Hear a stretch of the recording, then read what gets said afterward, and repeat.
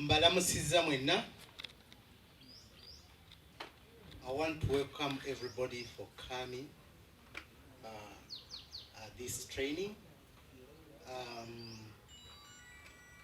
Amannya gange oba erinnya lyange Lugoloobi Henry Site nga nsula wano era wano wensangibwa. Njagala nnyo okubaaniriza mwenna okwebaza okw'enjawulo kugenda eri abo waliwo abantu bendaba abalese amaka gaabwe abamu ne basula mu bitundu ebitulinaanye wano okulaba nga bafaayo. Ate njagala okwebaza mu kusooka abantu abasobodde okubeerawo olunaku lwajjo ng'ate ne leero bazze weebali. Mwebale nnyo. Nsaba mubakubireko mu ngalo. Nsaba era n'okwebaza abantu abawaddeyo olunaku lwa leero ne bajja okubanga bayiga. Kale kikulu nnyo okulaba nga tugenda mu maaso mu byonna tugenda mu maaso. Era ngenda kuba mu budde obutali bwewala ngenda kuyita omwogezi waffe asooka, naye nga mu Uganda tunenya nnyo abantu era mu kwogera buli muntu bamuwa akazindaalo asooka kunenya banne. Okunenya okunene nnyo abantu basooka kuteeka ku gavumenti. Gavumenti yefuna ebiki amafumu amanene ag'okunenya, naye singa okunenyezebwa ennyo abantu banenyeza pulezidenti, bamukuba mu katuunu, bakola ki abantu bakola ki banenya. Naye obukulembeze anywhere ojja kulaba nga abantu bakunenya buli kimu. Abantu banenya nnyo abakulembeze, naye olwaleero njagala obbagamba mulekerawo okunenya abakulembeze. Omwogezi omu yali Dr. Apollo Milton Obote, yakola statement n'agamba nti tobuuzanga gavumenti yo ky'ogikoledde, wabula weebuuze gavumenti yange ngikoledde ki. Abantu bangi tunenya. Oli wagula ente n'omugamba ono yanguzizza ente ki. Buli muntu anenya ekyokukola ki, ekyokunenya. Naye njagala bagamba ekigambo kimu. Lwe nasalawo obulamu bwange obutanenya muntu, the day I started and I stopped about actually accusations, counter accusations, blaming people, is the day I started succeeding. Gwe wenna olina omutwe gwo, olina ebintu byo byonna. Lwaki ensobi zo nga gwe z'okoze omuntu ozinenya? Onenya abantu banenya n'abakadde abamuwa omukyala. Abantu banenya n'abaafa tebalina ki nsonyi. Naye olina okulaba ng'okola ki. Bw'obanga olina obutooka obulabika obubi, naawe bw'otyo bw'ofaanana. Bw'oba olina akata akabi, naawe bw'otyo bw'okola ki. Omulunzi afaanana ente ye, Abadaaki bwe bati bwe bagamba. Omulunzi afaanana ente ye, Abadaaki bwe bakola ki, bwe bagamba. You are as good as your cow. Ente yo webanga tekola bulungi, naawe tojja kukola bulungi. Tuzze wano okukola ki. Nze neebaza ninaanye wano research station. Waliwo Dr. mukwano gwange twasoma naye, Dr. Kasozi, kyemanya ajja kujja. Yajja wano lumu n'aŋŋamba, Lugoloobi onswaza. Ne mugamba nkuswaza ntya. mbeera ntya mukwano gwo nga nina PhD mu agriculture ng'olina obutooka obufaanana bwe buti. Naye nagenda okulaba nga nange enfaanana obutooke bwange.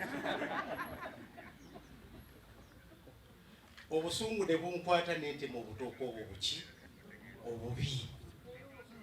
Kwegamba bw'osanga ennyumba, if you enter a house and you find that everything in the house is disorganized, yes, even the owner is as good as his or her own house. Ali disorganized. Atandika okulaba ng'akola ki? Tuzze wano tuddeyo twetereeze. Tuzze wano tuddeyo tukole bulungi. Bw'olaba ekintu, tulina Katikkiro Mayiga agamba nti okukyala kulaba okuddayo kukola ki? Kukola si kunyumya. Tonyumya. Ddayo otandika okukola ky'okoze eki? Ky'okoze. Ebintu bisoboka.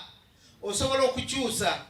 Era nga bwe tubali nga tugenda mu maaso tuddeyo tukyuse. Tuleme okwenenya omuntu bajja. Actually, ffe faamu yaffe singa tetulina nte. Kubanga buli muntu ajja ayagala gula ente gy'okola ki? Gy'olina. Naye n'atamanya nti ente eyo ne nannyini yateekinga obuvunaanyizibwa ogikola ki? Ogikola.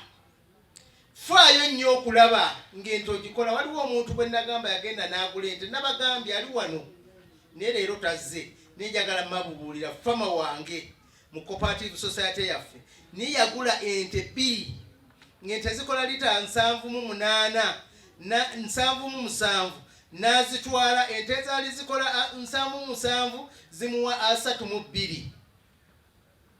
Kati omuntu oyo asaana nakusibwa n'akuba emiggo, alyoka akole ki? Alyoka ategeere lwaki ente naye ne yeewuunya. Therefore tugenda okuyita dokita, era dokita ono bannange nze mwagala nnyo. Dokita Mwesigwa bw'aba ayogera saagala nkole ki? Nsirike, kubanga alina passion, alina okulaba nga ebintu bino abituyigiriza tube nga tugendeyo mu maaso. Ssebo oyo musomesa wange, nze ndi muyizi, era alina ettofaali lyateeka ku bulamu bwange. Nsaba nnyo mumuwulirize, kubanga he has a passion about agriculture and modernizing agriculture in our country. Njagala mwegatte nange twanirize Dr. Mwesigwa okuva mu kitongole ekivunaanyizibwa ku kunoonyereza ku bulunzi n'okutwala ebyebisolo ekiri Naliri ajja kinnyonnyola kiri ali wano e Nakyesasa. Ssebo Dokita tukwaniriza ssebo. Nesubibalira ddala wadde mwanyaniriza ku mbeera gye ndabye wano bye nabadde ntegese sinegenda okusomesa, kubanga lunaku lwa kunyiiga, naye okunyiiga okuvaamu okukola. N'olwekyo nange ndese ebinyiizo byokka. Ekinyiizo namba 1, Dr. Moses Mwesigwa, nzaalibwa wali Luweero, batuzaala abaana 11 nga nze mu Galanda, nkozesa kkono. Nasomera Makerere, diguli esooka n'eyokubiri n'eyokusatu, nesoma ne Masters in Business Administration, naye nga nasoma veterinary medicine diguli esooka. Bye nasoma si bye ngenda okwogerako. Topic gye bampadde mindset change and waste management. Wadde ndi musawo wa bisolo, giving a total of 30 kilograms of dung every day, which is equivalent to 11 tons per year. Kankiddemu. Ente obusa ente emirundi buli lunaku efuluma wakati w'emirundi 8 n'emirundi 16 obusa. By the way, bino bye mbabuulira si bya Wakayima na Wango. I have a PhD in veterinary medicine from Makerere University. You know, when you become a professor, an hour with a wise man can be better than 10 years of study.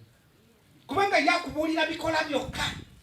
Actually, when what they call lecturing, sitsi kuandika ku lubaawo. Yoli ajja n'ayogera. Gwe n'onoonyaamu ekikugasiza n'owandiika.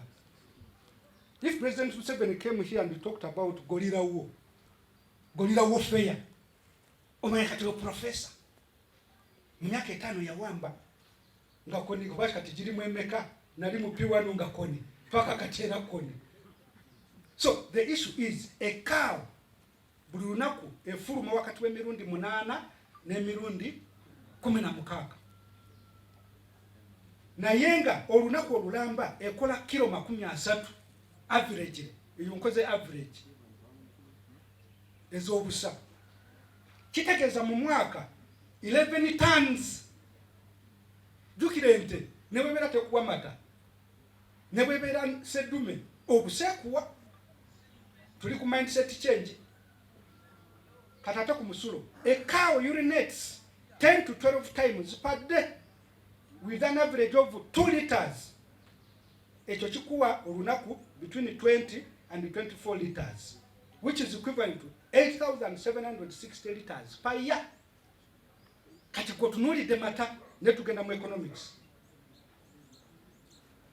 Bw'oyimirira wali ku kkubo ng'olina amaanyi go, osobola okanuga ejjinja bino bye ngenda okuwulira bwe biri. Kubanga okiirako mu vale ng'olina kyesasa. Bino bye njogerako si Wakayima na Wango. From cow dung, for us we get 14 products. Nabagambe, welcome to a session where cow dung is better than milk. For us from cow dung, which is the biggest waste, there are other wastes. Nenze urobuddo butono concentrate nze kuweno waste nene. Eya tons per year. Which are those products? Mwana watu kino kye bayika catop up battery acid. Catop up battery emotoka balina acid ogo bongeramu. Oyo tumukola okuva mu busa. Bw'osumulula ka Pepsi Cola, eyo preservative tugikola ng'eva mu busa. Cooking biogas, bw'ogenda ku share oba totalo ng'otwala silinda y'okugifiiringa eya kilo 12 kyetaaga mitwalo 12.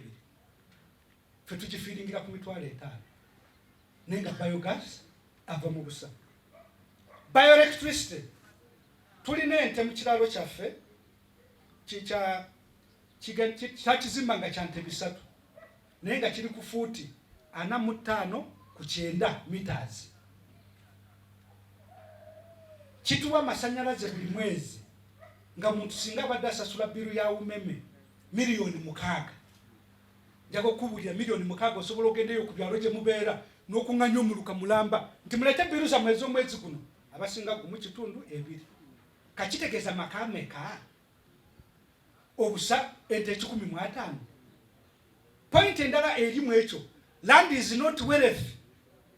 Mumpulidde bulungi, ettaka si kya bugagga, ky'olikolerako kye kirifuula eky'obugagga. N'agula eno n'agula eri kankuŋŋaanye abaana balisaasanya bajja kusaasanya. But what do you use that land for?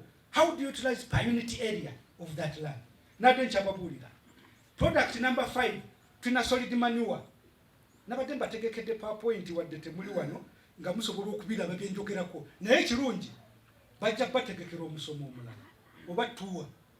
Bino mujje mubirabeko. Ate ekitongole kye tukolera mu kya gavumenti. Kati gavumenti eyo gy'ovuma jangu olunaku lwonna ssaawa z'okukola onsangewo uŋŋambe nti njagala musajja gwo nnimbulule bye wannimbye mbikulage. Mushroom, bw'oba oli mu butiko, mushroom grows best. It has been the mindset grows best on cotton cake. But at cotton cake, it grows at 60%. The substrate from cow dung product, it grows at 90%. Now, when you're going to grow mushrooms, you need 3 things. Substrate, which is the garden, kolima, cool environment, and the seed, which is called spawn. So if you have the good seed, the best substrate is from cow dung. Tukolamu fly repellents. I think that tuchimanyi our ancestors could do heap cow dung, put fire on it, and the fly is gone. But now, for us to modernize it, even in your home, we can get a simple stick, ne tuteka ko busana ne bayinda ne kakwatirako, no tandika okulunda ente ezo, no kakoleza mu nyumba yo, and it's chasing away flies. But the logic is, which is also easy for you. Tulina ente mu kiraalo, mu zero grazing, nga zimazemu emyaka 5, we have never sprayed them with a caricide. Wadde tubakoledde anti-tick vaccine, eyo yammwe. Tulina spray race, tetugikozesangako, because the ticks don't come to our farm. Where is the logic? From tick biology, enkwa tesobola kutambula 3 meters on the dry surface. So we paved all around the cow shed. Netekako ne chain link, ne bukapa tebulina buyita kugendayo. So the cows have been there. They are defecating, urinating, but a drug-free. Therefore, what I'm telling you, sulfur. There's no sulfur in the urine and in the cow dung. Therefore, what we are taking is organic. Expert mukuzimbisa ebiyumba bwebitu. So mamika to yimirira. Naye kyewuunyisa nga bwe nagambye nti nange wadde nasoma veterinary medicine. Topic gye bampadde si ya veterinary medicine era eri nvukira ku kapanko okubabulira ku ebyo. The other issue, animal feed pellets. Twesanga nga mu biodigester, there are billions of microorganisms. Kati ezo bwe zifa, they form the protein part. Twagenda otwala sample y'obusa mu lab okubukebera. Jukira ente zaalidde emmere erimu ne concentrates. Nga 7% crude protein ali mu buso. Ate nga bw'okuba kasooli omulamba, omu abeera na 7.58. Ate buno bwa 7 emu esinga 0. Tukolamu pellets ez'embizzi, ez'enkoko. Ate nga babikolako be batu bammwe abali wano mu musomo abatudde abatagenda nafuna budde kwogera. You get the point? So kakati, not fish, because fish require high protein. Ekirala, tukolamu cooking briquettes. Ngobu briquette busatu, obwenkana golf ball, osobola okufumba emmere y'abantu 10. Nabagambi you are a godly enterprise. Naye nga bolaba Bethlehem, kisangibwa kati mu West Bank of Palestine. Nafuna omusana ensomerako mu Hebrew University of Jerusalem. West Bank, Bethlehem Yesu yazaliwa. Only 2% are Christians. Era ebijukizo babikuuma just to get money from tourists. Nebyo tebibaliko. N'Abayisirayiri, they are not Christians. Bo bagamba Masiya tajjanga. Kakati naawe oli mu livestock, you a dairy farmer, otunudde mu kibeere w'olinda, ate ng'oli mujama nnyo, ente zina ne mastitis. Inna lillahi wa inna ilayhi raji'un. Hulira, mu busa tukola mu liquid soap. Mu busa tukola mu shower gel. Kanzire mu busa n'akasusu kange mukalabe bulungi. Mu busa tukola mu hand wash. Mumpulira bulungi. Those are 14 products. Bwe nonadde mbaleetedde ebifaananyi okubalaga ebigenda maaso naye olw'okubanga tetuna PowerPoint. So, your ability to take on these monumental tasks shall be a result of taking particular tools to do so. And the first tool, ng'osiba under you, is positive mindset. Nti kisoboka, oba yakikoze nange nkisobola. Bwe kinaagaana, ate wano e Uganda tulina ebyokulabirako bingi. Omusajja nga waliwo n'abamukyuzi nga nti we are not part of us. Ne family ye sinene ekimala. Nakonvisinga abantu. Ne bagenda wano ewaffe Luweero. Kati myaka 40 si mingi nnyo. Be batufuga. nenga bogezako kumunonya tavudde mu family z'amaanyi nenga akyetekamu kisoboka ekyo oba tokirina you cannot move. Positive minds. Many times the elevator has broken down. Lift etutwala ku mwaliro gwe twagala oluusi lift nfu ng'olina kwewaayo n'olinya madaala limu kulimu n'owummula namu. Fe abakulya maka amalokole batugamba nti ekkuba erigenda mu ggulu funda ate mulimu amaggwa ate mulimu bingi. So mindset ina okubeera naye bwe naatuuka eyo nja kubeera mu paradise. Ne gundi ne Muhammad Ali yakyogeranga, I hated every hour of training. Ne buli nalowooza nti I want to be a world champion. Nagenda mu ringi na training. Kakati naawe waliwo omwami wano muganda wa wali muganda wa Jackson Mayanja musambi w'omupiira atugambye alina vision ye nenga ndaba kinene nyira mugambe haji nga kinene kyoyagala nti ye kakati gwolina eriwa nga maliriza. Let others lead smaller lives, but not you who has come here. Let others argue. Tebisoboka. Wealth creation bichi. Not you. No wealth creation is a parish government model. It has 7 pillars. One of the pillars, and one of the most neglected pillars, is the pillar of mindset change. It's a full pillar. Nena kenda ko nentuna mu brochure bwa notice consequences under the Prime Minister's office. Ngatu bokera ku NRM ideology. Kukabotunula patriotism, love your country. Is that mindset really? No, but by the way nabagambi olwalo lwakunyiza. Abatose okogera lwakunyiza.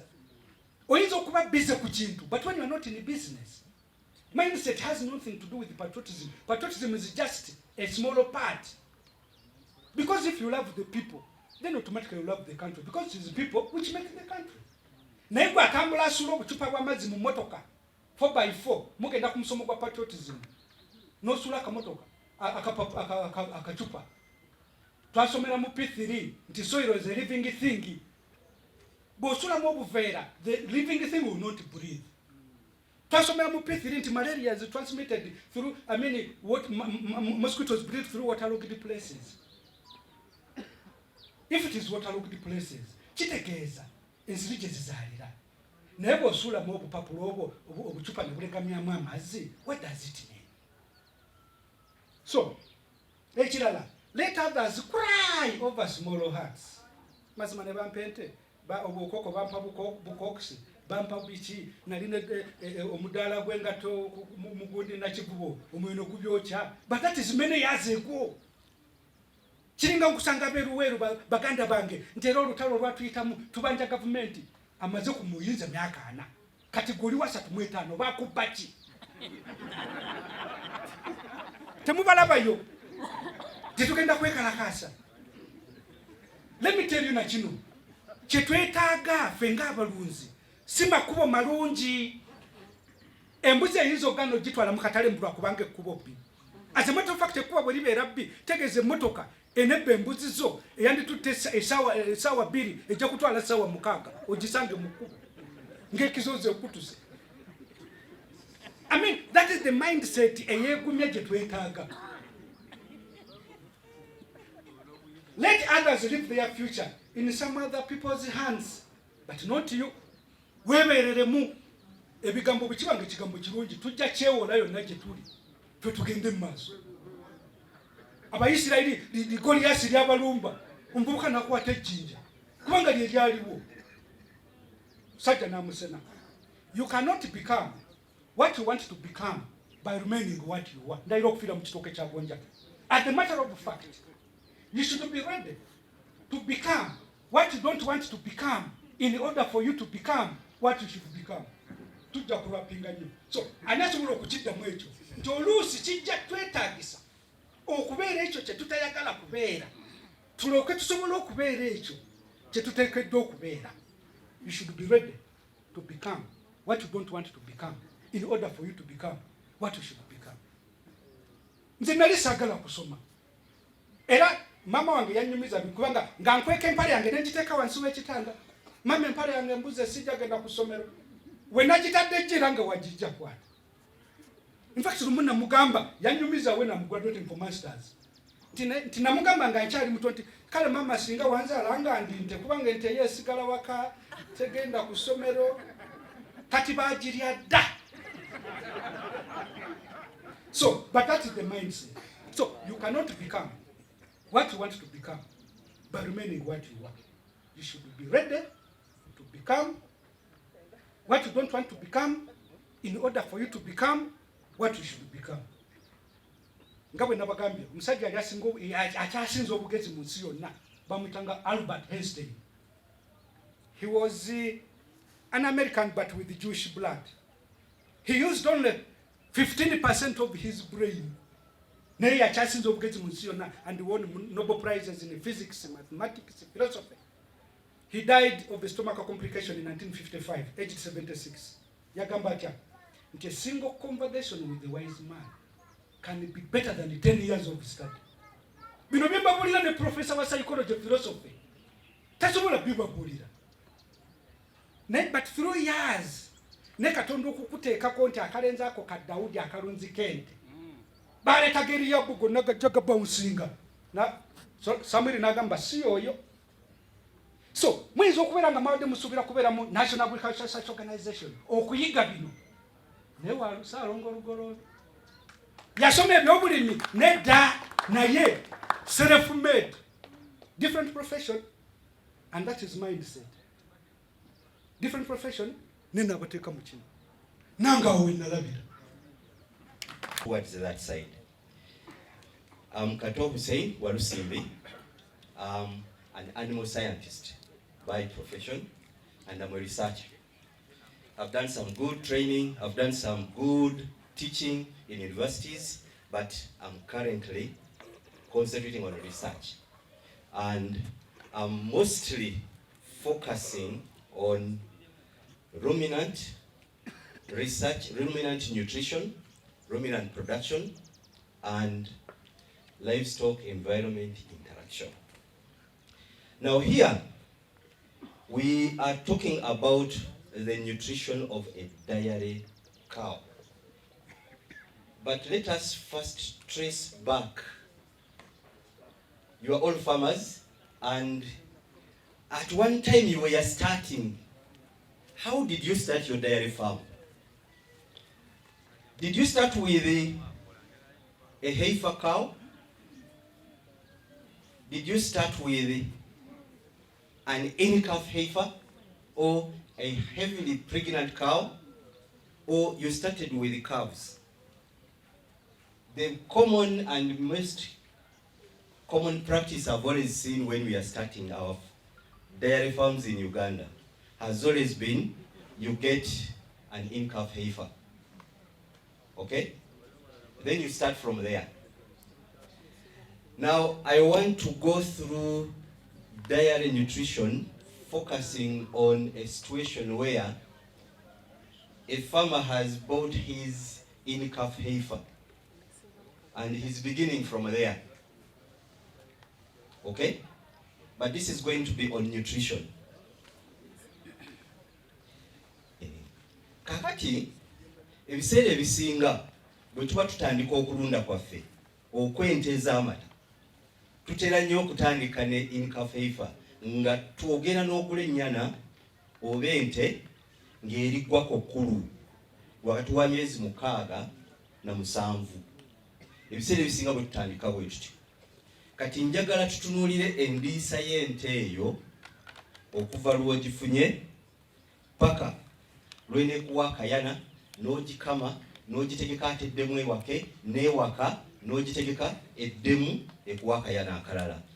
Ndowooza bwe tuba tutambudde bwe tutyo tujja kubaako ne something kye tujja okuyiga ekiri practical kyogenda okuba nti no bw'oba olinawo w'otatereezezza olina kyogenda okufunamu ky'okutereeza. Kati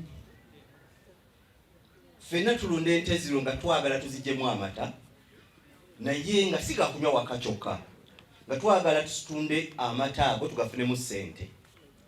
Nekitegeeza nti tulina ssente ze tujja okuteekamu, ze tusuubira okuggyamu, naye tuddemu tufune ne ssente ezisinga ku ezo tusobole okufuna profit. Y'ensonga lwaki ffenna tuli wano. Twagala tukole bizinesi, nga bizinesi eyo tulunda nte ez'amata tuziggyemu amagoba. Tukijje ku practice gye tubadde tusinga okubeera nayo, nti nange njagala nnyo okubeera awo nga nange neenyumyako nti nina ente. That is hobby farming. Kati njagala tutunuulire what we call the business in dairy farming.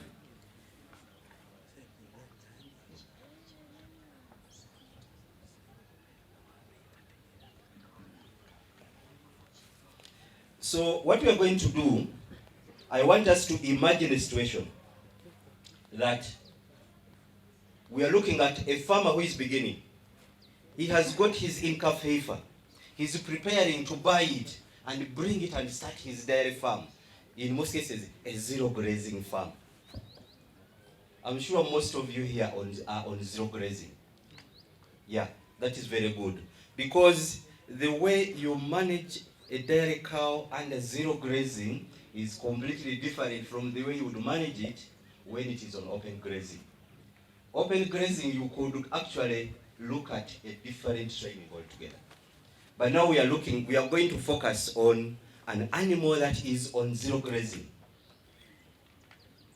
Supposing somebody has taken a decision, is going into dairy farming and is going to get an animal and he wants to put it on zero grazing. What should be the first thing he has to think of? Anagiteeka wa? Sikyecho. Ngenda giteeka wa? Kyekisooka. You have to first construct a structure for it. How do you construct this structure? 2, egenda kulyaki? Sikyecho. So these are 2 critical questions that anybody had in his mind when he was taking a decision to get into dairy farming. Now, for you to succeed in taking dairy farming under complete confinement as a business, there are around 5 factors you must always keep in your mind. Number 1, you need to get the animal with good genetics for milk production. Ekyo n'abasomeseza eggulu mwawulidde bakyogeddeko nti genetics contribute 30% on the expected milk output you are going to get from your animals. However, genetics ono bw'otamufunanga oguze ente, eyo entuwa kyonna kyosobola gikyusa ku genetics bwayo. Tekiri nti nno oba onoosobola okugikyusa n'eyongera ku mata ng'okozesa genetics bw'ebanga yo emaze okubeerawo. N'olwekyo ekyo kye kimu ku bintu by'olina okwetegereza ng'olonda ente gy'ogenda okugula. What kind of genetics does it have? Then ekyokubiri, you must be able to manage its health very well. Olw'ensonga, when an animal is sick, it loses appetite. If an animal loses appetite, it will never get the nutrients it requires to channel into milk that you're going to harvest from it. Ekyokusatu, you must make sure that you give it the right nutrition. Kyekiri ogenda kulya ki? Ekyokuna, it is good cow comfort. Kino kitera nnyo okubulu abantu tebakitegeera. Bwe tugamba nti ente erina okubeera comfortable okuwa amata, abasinga tebategeera. How do you emphasize this comfort? kati ekyo kibeera kyetoloolera nnyo mu kiyumba gy'ogizimbidde mu environment gy'ogenda ogirundiramu. Okugeza singa ente eyo ekiyumba kyerimu kibeera very short, olaba height eno nga lyo ly'ebbaati, omusana bwe gujja ebbaati eryo ebbugumu lyonna ligikuba ku nte, jjukira terinawo chance ndala yo tejja kugamba nti abantu kanveewo ngende mu shade kubanga eri mu kiyumba. That is where it's going to be the whole of its life. Awo oba gwe kennyini business yo gitemerako ettaka. Essentially ekiyumba kirina okuwa ente ultimate comfort, ebenga esobola okulya obulungi, ate bwemala okulya efiringe comfortable, etuule wansi nga wali comfortable, but making a comfortable. That is when the udder will begin to make milk. Singa ogenda mu kiyumba kyo okubuliramu ente nnyingi ne weesanga nti bwe zimala okulya mu kifo ky'okugenda okutuula ziyimirira buyimirizi bwe ziti in the danging area, you just watch them, take time and watch them. They will not be ruminating. If they are going to be ruminating, very few will be ruminating. Now, as the animal stands on that hard concrete, remember this cow is about 560 kilograms live weight. And all this weight is rested on 4 hooves that are pointing sharply into the concrete. Okay? In physics, they say action and reaction are always equal and opposite. Okay? If you feel so enraged and you get your blow and hit the wall will give you a reaction. And you will feel the reaction in your hand. And eventually even into your body, the entire body. This is the same situation that is going to happen to this cow. If it keeps standing, the weight, its weight is pushing to the ground through the 4 hooves. And as a result, the ground is sending a reaction to the cow through the 4 hooves. And eventually, it will remain stressed. The whole time it will spend standing. When it is in that state, whether it has eaten well, the udder is not making any milk because the animal is in stress. It's the reason why whenever we are thinking of designing a cow house, a cattle shed, a dairy unit, there are certain features that must come to our mind. Number 1, the height. This height should never be anything below 3.5 meters. At the eave, it should be above 3.5. The best would be at 4 meters. When you put it at this height, then it means there is going to be frequent air currents moving in and out. Then there's always going to be, this animal is going to be always getting fresh air, which will make it comfortable, and it will cool the entire environment where the animal is going to be the whole of its life. Under that condition, this animal will always be in a temperature below 26 degrees centigrade. Even when the outside temperature is 30, 35, the temperature within the house of the animal will always remain under 26 degrees centigrade. And studies have shown that whenever the temperature of the environment where the dairy cow is does not exceed 26 degrees, it is within the optimum temperature range for milk production. Whenever that temperature increases above 26, every single degree rise in temperature will lead to a loss of 4 liters of milk from the animal. And it doesn't stop the animal from eating.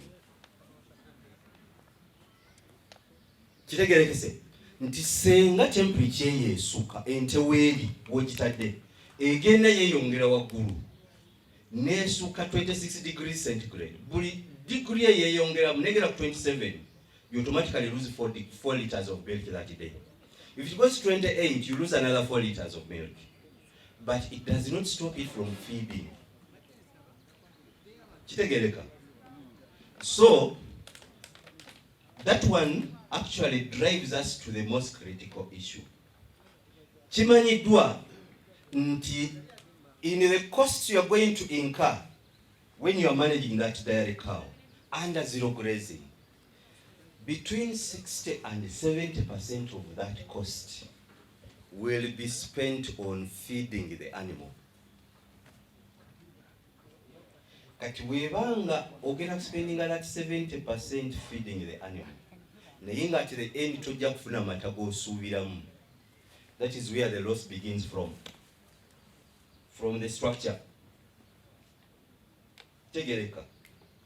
Kati ebisigadde ebisinga ku structures. Ba organizers baganye ba preparing a visit. Mujja kujja mulabe structures zetu settings up. We can design smaller structures for even 5 cows, for even 10 animals, but meeting the ultimate comfort of the animal, of the dairy animal. Is a phase or government, these are government structures, public structures. They are built with heavy material, expensive material, but with the time you will be able to see. Simanyi over one of my farmers as they kubanga yajja nalabe ekiyumba ekyo and nasaba yayaga kutandika n'ente 5. Nemugamba no, we can even build that small one and it can even be made out of timber. Bwaba waali nani musabye ayimirireko kubanga kiyinza okubetaagisa okuvisitinga ne mulaba ekiyumba nga kimeetinga those structures, that standard. Yes, nsanyusa okulaba maama webale nnyo okujja kubanga nabadde njagala nnyo obeerewo. Kati ekiyumba kye tukizimbye nga tukizimbye mu kalitunsi kyonna, naye ekiyumba ekyo kimeetinga these conditions. It is possible to make a design of 5, of 10, of 20, of 200, of 5,000. But it doesn't matter the material used. What matters is this structure meeting the comfort requirements of the cow that is going to be there. Once the answer is yes, you will have a good start for your business as a dairy farmer. Kati tumaze okuzimba ekiyumba ekiddako ente egenda kulya ki? Si kyekyo. Mu Uganda waliwo ebintu nga tetusaana na kukola ki? Kukomplaininga.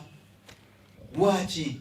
Nti Katonda yakwata buli kintu ekirungi n'akissa mu Uganda wano. Naye obuzibu bwe tulina tetumanyi. Ensi endala zizze wano ne zikwata our wealth ne zigitwala ne zigyozaamu. Now they are just depending on that wealth and they are far better off. Katonda yatuwa ekiyitibwa omuddo, emmere y'ebisolo yo yagituwa n'omutima gumu. Tulina wano ebika by'omuddo ebirungi ku bisolo ebisukka 8 byonna nga biri home here. Nti ne bw'oba otambudde ku nsiko bw'oti omuddo ogusinga gw'olabako gulina vali ku kisolo.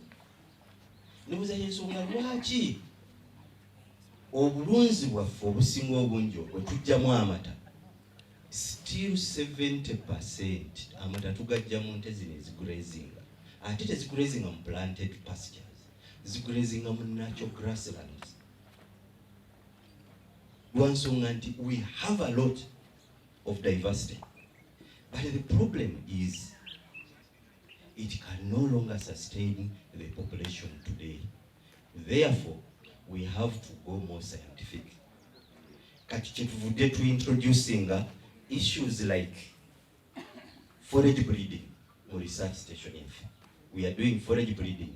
But this was there even before, during colonial times. But the breeding that was done on forages in our country during the colonial times was the one that was taken to Brazil, to South America. And now we know the best record in milk production of a cow is from South America. Yes, ngeze kuchali kwa mwe basista muje yandiko mtegere bulungi entendo gentwala mama yani tata yani bagamba nti bamulina granted lero kiwandika mama ani what for batalina bagudu bafuze tuliwo neche ngango manya nti wotandikidde. That's what I'm saying. I'm talking about.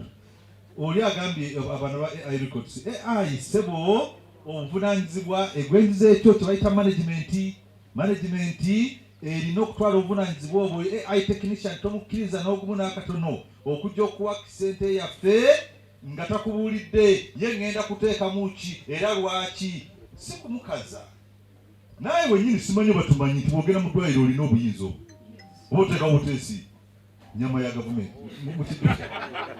n'otu oteekawo buteesi tobuuzaako nti naye kumusawo bulwadde era ogenda kukuddala linamu kyeŋŋamba tutwale obuvunanyizibwa obwo mubuuze ogireese yes jaze nti ye yavaawa eno yayurasha avaawa.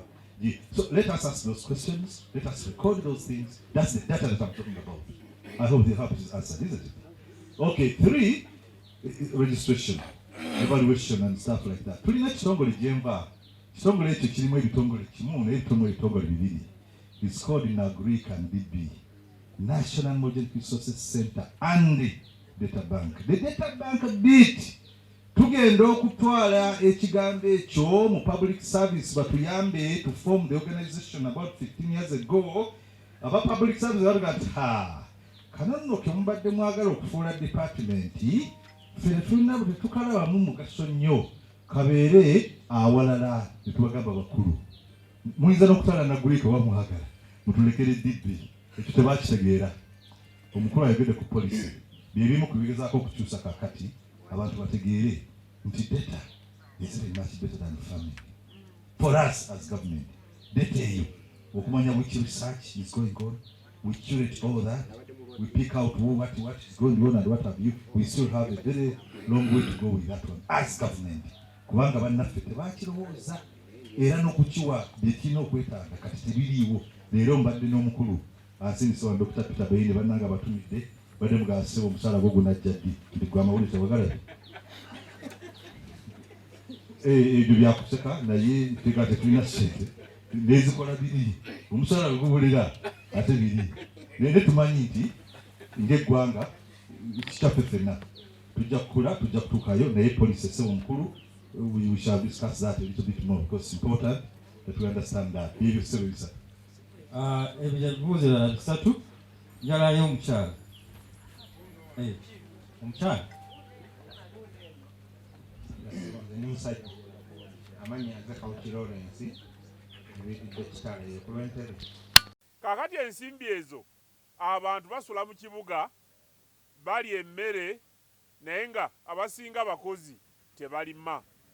Ekitegeeza nti singa omulimi abaddeyo ng'alina kyakola oba omulunzi ng'alina kyakola kyandiyambye nnyo abantu baffe kubanga akatale weekali. Naye ekisinga okunakuwaza ti bana b'obufuzi bangi abaliraanye wano beemaliraanye okwogera ebyobufuzi mu kifo ky'okwogera ku ngeri gye banakyusamu obulamu bw'abantu. N'osanga abantu baliraanye ekibuga bakaaba obwavu naye ng'ate abantu balina ssente baagala okugula ebintu ate ebyokutunda naye abantu abo nga tebabirina. Ekyo kyetusaanidde okukola ng'abakulembeze.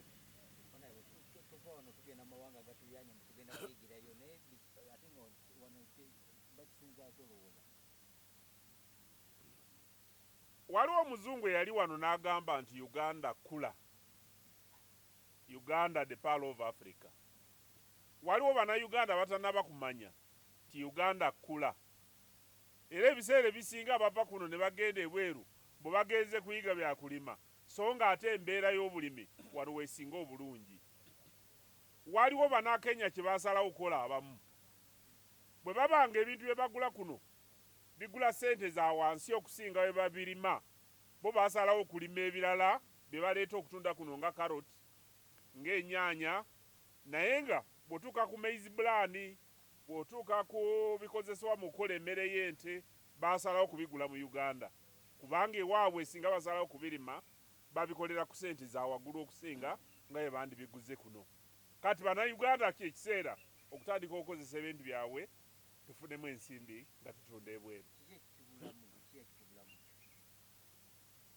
Wano ekintu ekisinga obukulu butamanya, kubanga waliwo ebintu bye twasoma mu masomero bambi twasoma kuyita bigezo, naye nga mu butuufu tolina nakyomanyi. Nze mbadde mubaka okumala emyaka 20 nga ndi mu palamenti, naye nga sirabanga ku sayiregi. So nga ate ne mu ssomero nayita ebibuuzo nenziramu bulungi nnyo, nenzinyonyola abantu sayiregi kyeki. Naye namaze kuva mu palamenti nentandika obulunzi nentegeera sayiregi kyeki. Kati kino kiri mu bakulembeze bangi, kiri mu bantu bangi, n'abaana baffe bali mu masomero. Kyekiseera tutandike okukyusa bye tusomesa nga tubiraga n'abaana babiige mu mulembe guno. Bw'oba ogenda okulunda ente z'amata, ate era nga kifaanana n'okulunda ente z'ennyama, nga zifaanana n'okulimu ebijanjaalo n'ebinyeebwa, naye ebinaakuwa amagoba. Ebintu twogera ku bintu 7. Ebintu ebyo bisengekebwa bwe biti nti eri ekisooka, ekyokubiri paka ekyomusanvu. Ekyomusanvu kye tugamba nti kye kisinga obunafu ku ebyo 7, era ekintu ekyo zibeera ssente. Tukiwandiika bwe tutyo oba tukigamba bwe tutyo kubanga bannaffe abamu balowooza nti omuntu bw'ofuna ssente olwo omazeeyo. Tukugamba nti ssente nkulu naye nnamba 7. Kakati nga bw'ova waggulu ku 1, 2, 3, 4, 5, 6, 7, nga 7 tumaze okugamba nti ssente. Omukaaga, nnamba 6 tugamba nti wookolera. Mu Luzungu twakiyise landi. Naye landi ekyo oluusi kitabulatabula abantu noga nti sirina ttaka, nze nina kibanja. Ebyo bye twogerako wookolera wateekwa okubaawo awasaanidde. Kubanga ente z'amata zino bw'oba tolina wookolera, ekyokulabirako bw'obanga oyagala ente zino zinywa amazzi naye ng'ozirundira awantu amazzi nga gannyogoga nnyo, tezijja kunywa mazzi kukuwa mata. Ente zino bw'onooba ozirundidde ku lwazi naye ng'ate oyagala olimewo ebisagazi nga biki, kituva tugamba nti omuntu anaakola omulimu ogw'okulunda ente ez'amata nga ze twogerako alina okufuna ekyo kye bayita ettaka oba ekibanja oba waakolera ddala awasaanidde. Ente zino tezaagala nnyo, era wano we tuli mu bannaffe abatulaba ndowooza muwulira nti wasirifu. Ente zino wadde zo zireekaana oluusi naye zaagala nnyo awasirifu. Kati bw'obanga gwe oyagala ozirundira awantu awali ebiduula nti awo wonookolera amagoba, oyinza okusanga obuzibu. Zaagala nnyo awasirifu, so bw'oba olinawo oyinza okugamba nti akangende nnundire wali kuba waki wasirifu, ekyo tuyise landi. Kati ekyokutaano twakyogeddeko bye bintu ebirabirira ebisolo bino, twasiise infrastructure, naye nga bye bintu ng'ebizimbe mwe ziri. Kati nga wano we tuli ente zino tezitambula kugenda muse bayita paddock oba okugenda okuzirunda ku nguudo, ziri ebintu by'abantu ogambe nti naawe olunda. Wano zirina ekizimbe kino mwe ziriira wano, zirina ne we zeebaka, zirina ne we ziteeka obusa. Kino kye tuyita infrastructure kikulu nnyo ebintu ebyo okuba nabyo.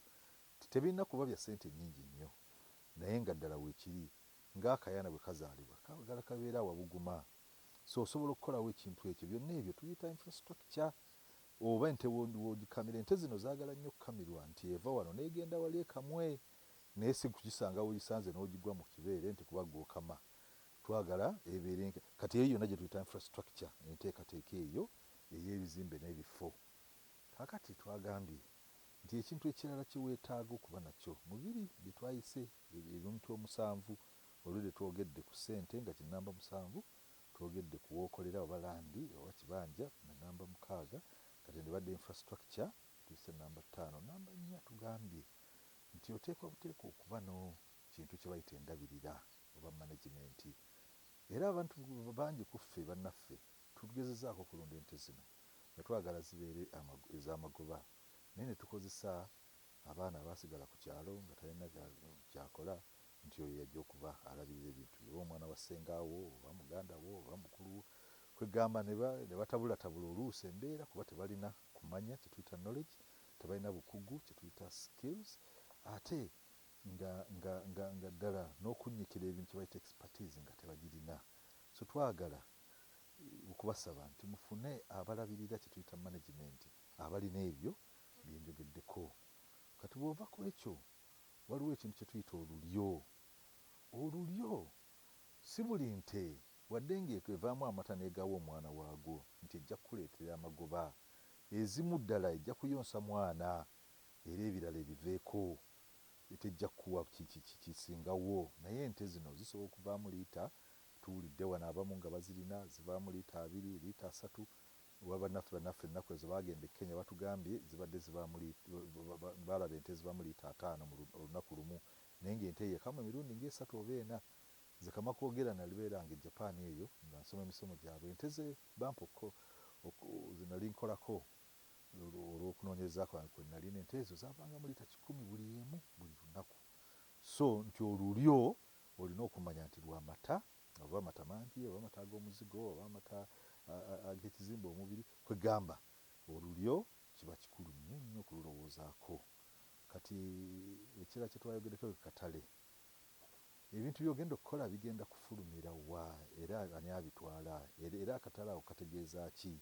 Kuba obutale bwa njawulo, oyinza okusanga akatale nga wooli akatale nga sina mata, mu bigambo bye by'okulunda ente z'amata nga ko akatale akaliwo ak'amaanyi zezo ente ezizaalibwa naddala nga ziwase ennyana ze bayita ennyana eziwase oba in-calf heifers, nga ke kajja okuba akatale ko kolina okuteekako essira. Abalala ne gaba nti mata gano g'okamiddewo kye tuyita raw milk ng'awo galina akatale kayitirivu gatambula gagenda. Abalala noga nti amata ago tolina okugakyusa, kye tuyita processing, nti ofunyeemu oba okozeemu omuzigo oba okozeemu kye bayita cheese oba okozeemu kye bayita yogati n'ebifaanana bwe bityo, nga ke katale gwe akajja okugasa.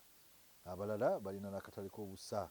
Abantu abamu ennaku zino baafuna ente eza PDM n'ebirala, ng'ente ddala zo tezivaamu mata, naye nakugamba nti nze ngifunyeemu nnyo ente eno kubanga empadde obusa, nsimbye ebitooke, nina emmwanyi n'ebifaanana bwe bityo.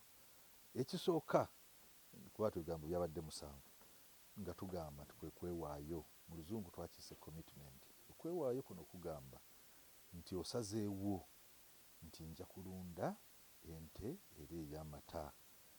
Ekyo kitegeeza ojja kukola byonna by'olina okukola okufuna ente ennungi eyo, nti ojja kugamba nti ekigendererwa kye bayita goal, ekiruubirirwa kyange kye kino, nti era onoonye bamaama. Maama oyo ow'ente eyo efaanana bw'eti ayinza okuba ali wa mulirwana oba ali Busheenyi oba ali Iganga, bw'ogamba maama ngenda munoonya, era maama ono mu kwogera okwange oyinza okuga nti anaafumbirwa ani oba anaafuna musajja ki abasobole okuzaala omwana oyo gwe njagala. Mu luzungu kikyangu okubyogerako, tugambye parents, nti bwe beegatta bano noga nti nfunye taata ne maama, kivaamu ekyo bw'oba ofunye oyo maama ne taata ng'omuzudde anaakuwa ekyo ky'oyagala. Ente eyo bw'efuna eggwako, oyo gwe tuyise maama, kikulu nnyo okumulabirira azaale bulungi, era bw'azaala omwana oyo kiba kikulu nnyo okugamba nti omwana ono kamulabirire bulungi akule asobole okuvaamu kyalina okuvaamu. Naye nga omwana oyo akula olina okukuma ebiwandiiko biki, nti maama we y'ono oba jjajjaawe ye gundi ebisaidi za taata ne maama, nti maama y'ono ne taata y'ono, era yazaalibwa ku lunaku gundi, yazaalibwa n'obuzito bwe buti, era tubadde tumuliisa bwe tuti, era yajjanjibiddwa bw'ati, era bino bye bimbaddeko. Kati wagenda okukulira okutuuka naye awaka ewe banga nkazi ng'olina ebiwandiiko ebyo ebimukwatako ebimufaako. Kati ekintu ekyo w'ogambira nti kati zino ente zino zibadde 7 ezidwaliddwa ndeeta kyakulabirako, naye nogaa nti zino 2-3 nte nnungi nnyo kuba zo bajjajja balungi, abaka abazadde balungi nnyo abadde bakola bulungi naye nayo zennyini zikuze bulungi era ezo bwe zityo zetwagala bw'oba olimu byakutunda bino byaggula ezo zente z'otunda oba z'ogula eziriko ebiwandiiko ebifaanana bwe bityo. Kino ne kituleeta ku kigambo ekigamba nti ente zino ziba zirina okufuna ebizikwatako ebyo nga biva mu biwandiiko era abawandiisi abo bamala okuwandiika abantu abamu balina obukugu obwo obukozesa ebiwandiiko ebyo okukola mu luzungu bakiyita evaluation ekigamba nti eno si nnungi eno nnungi era bwe bamala okukola evaluation eyo ate bagenda bakola kye bayita registration. Kati registration eyo bwekolebwa egamba nti tuwandiise kati omuntu aba anoonya mu register omwo mwagenda n'agamba nti nkoze eki nfunye ekintu kino kirungi nnyo kubanga ebiwandiiko ebikikwatako bye bino.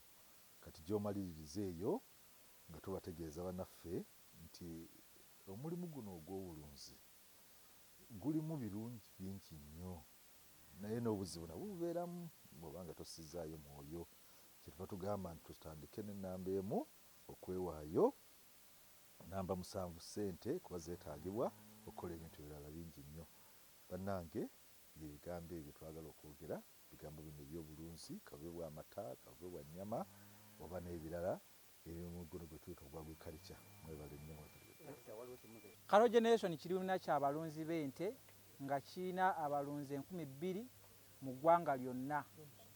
Tulina abalunzi abanene n'abatono ng'olunda ente emu abalunda 2 abalunda ente 10 naye ng'ekigendererwa kyaffe kuleeta abo abalunzi bonna mu gurupu y'emu association ya Cattle Generation tubayigirize okulunda ente. Olunda otya ente y'amata era ogifunamu otya.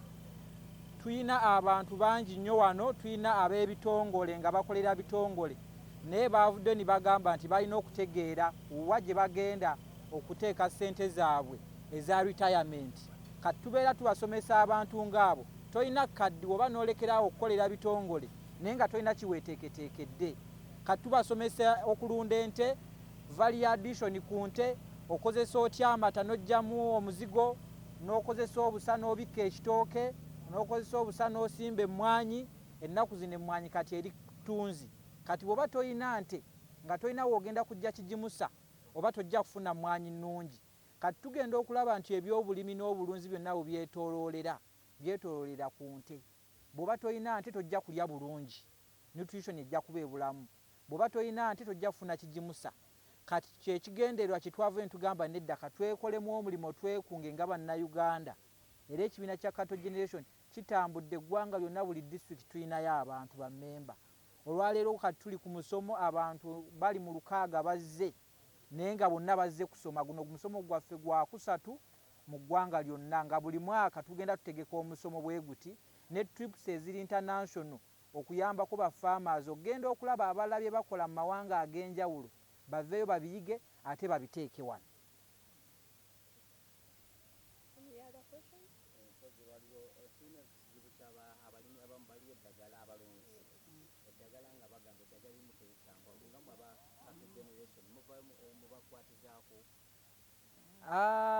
Ekintu ky'amadagala naffe tukigoberera nnyo kulwokuba naffe kitukwatako kulwokuba tuli balunzi.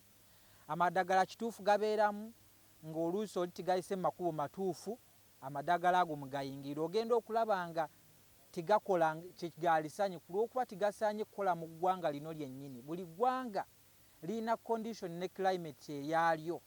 Kati gwe kabyogenda n'oleeta eddagala n'olijja e Rwanda oba e Tanzania oba e Kenya n'olowooza lijja kukola wano ate ne litakolawo okukomekkereza ogambye eddagala ffu naye nga ekkubo lye lyayitamu okutuuka wano si ttuufu. Kati mbakubiriza abantu bonna mugende mu famasi ezo eziri wano eza wano oguleyo eddagala. Tulina wano ab'amadagala weebali bayitirivu era abantu bafunye kontakisi zaabwe era nsuubira bajja kubenefitingamu mu madagala ago olw'okuba naffe tugakozesezzaako era tugafunyeemu. These are members of Cattle Generation. Amongst us, we've got the chairperson, Zabasajja Abdallah. I'm the vice chairperson, Esther Nakajubi. We've got Mr. Galiwango Abdunashir. We've got Amavuliro Sekandi, we've got Yahaya, and so many other executive members. Today we've organized our training, our third training, and cattle generation is a platform for dairy farmers in the country. It has over 2,000 farmers in the country, dairy farmers, and it has been in existence for over now 5 years. And we usually hold trainings once every year, and this is our annual training where we organize and train dairy farmers. We bring in experts, and to select you as an expert to come and train, we usually look at different criteria whereby we look at technicality of a person, in addition to the fact that this person should also be a farmer. We look at a person who has the technicality, but he also works, or she also works the talk. She can tell us, I'm a dairy farmer and I'm a technical person in this area. I'm maybe an animal scientist, I'm a nutritionist.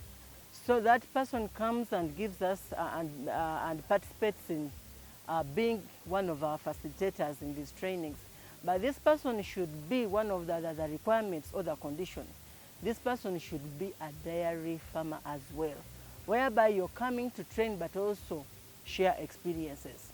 We don't want somebody to tell us that, you know, to go and read on internet and present. We want somebody to tell us something that they know from first principles. The importance of cattle generation as an association is purposely to bring together dairy farmers in the country. And we've brought together dairy farmers in the country. We share experiences as dairy farmers, and we also organize trips as dairy farmers. We organize trips usually once in a year, and we take them to Kenya. They visit different farmers in Kenya. And the opportunity in this has been that every farmer who has gone to Kenya never remains the same, because Kenyan is a little bit advanced in the way they do their management of dairy, and the production level is so high. And now as cattle generation, the other issue we've copied from Kenya, apart from management and getting probably good breeds, we've also copied something to do with how can we organize ourselves as farmers into cooperatives or into associations, and we are able to create a market, which market can be viable and sustainable for our farmers for the dairy products. So that has also been emphasized, and right now as I speak, the organization or the association is trying its level best to get that. So we've encouraged Ugandans to come in big numbers every time we organize trainings. I mean, we organize visits to Kenya, because these visits are real study trips, and there is a lot of practical that farmers, and gaining experiences that farmers get wherever we visit. So please, we encourage you out there to come and join us every time we call upon you to come for these study trips. And the other issue that cattle generation does, it's to bring together all dairy farmers in the country.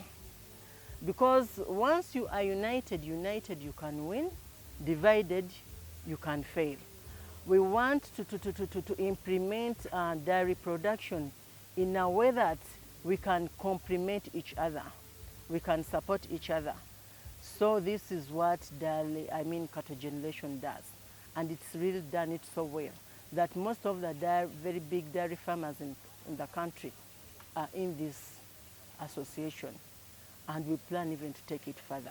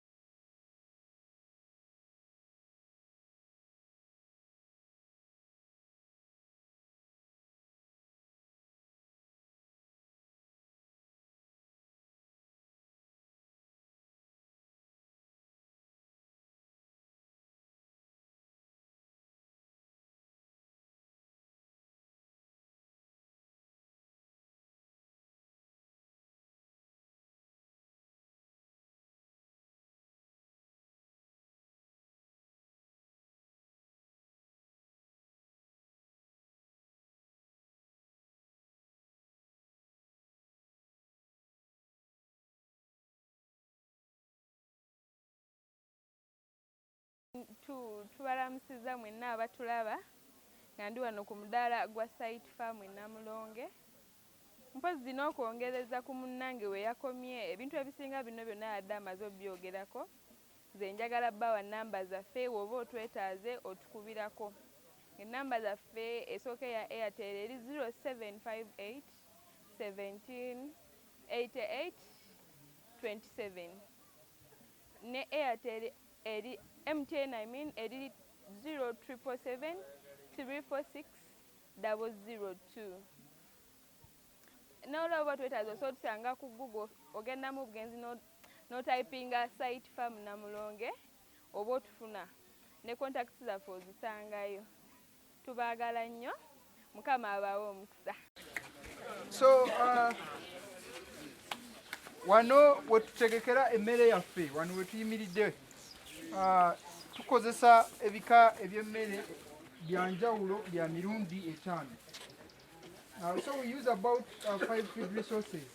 Number one, we have this Chorus Ghana.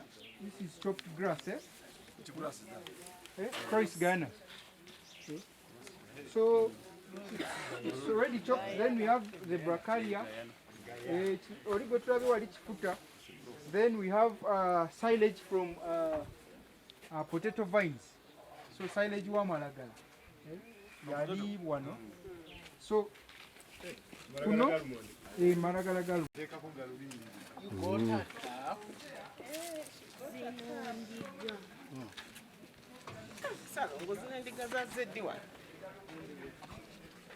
one has a big stomach.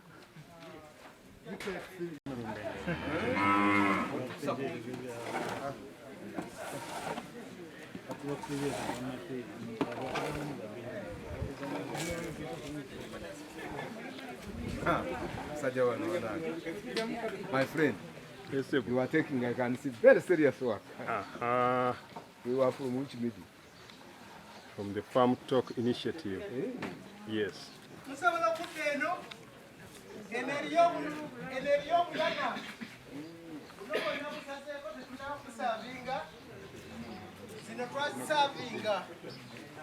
Zino nyana lwasavinga omulundi ogusooka zino embuto myezi 2 zino zonna zino nazo zirina embuto myezi 5 ku 8. We don't have a bull. We use AI only. Banange, please. What are they eating? What is this? What is this mixture? Eh? What is in this mix? This is a preparation. Here we have potato vine, we have hay, we have napier, we have maize silage, we have pakchong silage, and we also have some concentrates. So this is a total mixed ration? Yes. Echirala, farmers banane mugenze nnyo ku nte mukomeewo. Muddeeyo. Farmers abali awo muddeeyo genda boogera nga mbuga.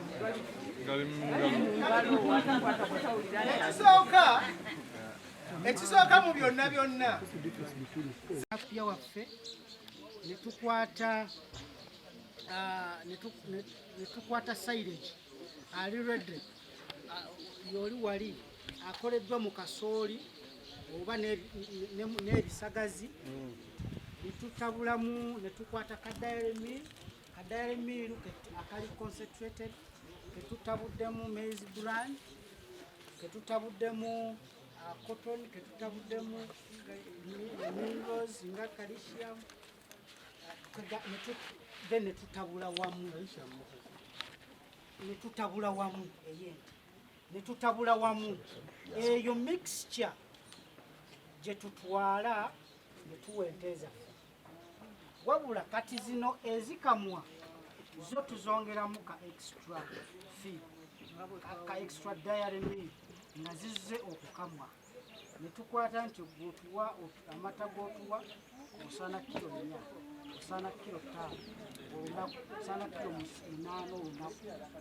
So awo tulina okuziba kubanga ente eno naye waliwo triiki gye tukulimamu.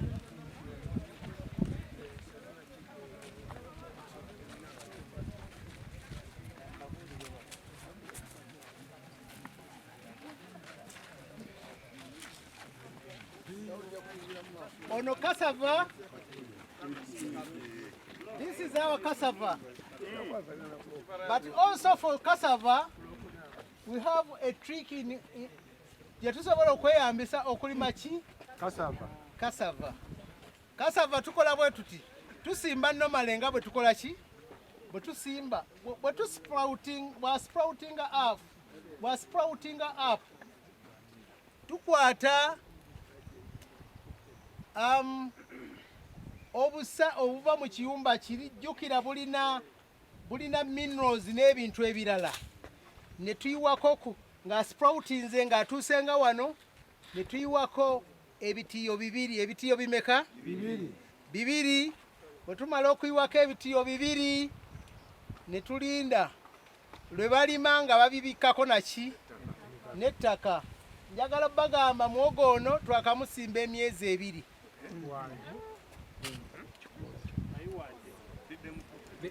Si wante ono waffe. Actually njagala bategeeza nti kubanga tulina abakozi. Muwogo ono bwe tusimba ffe awaka waffe.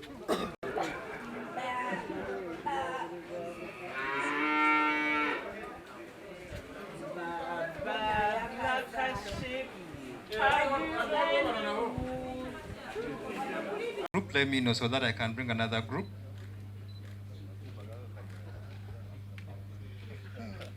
Okay, thank you. This group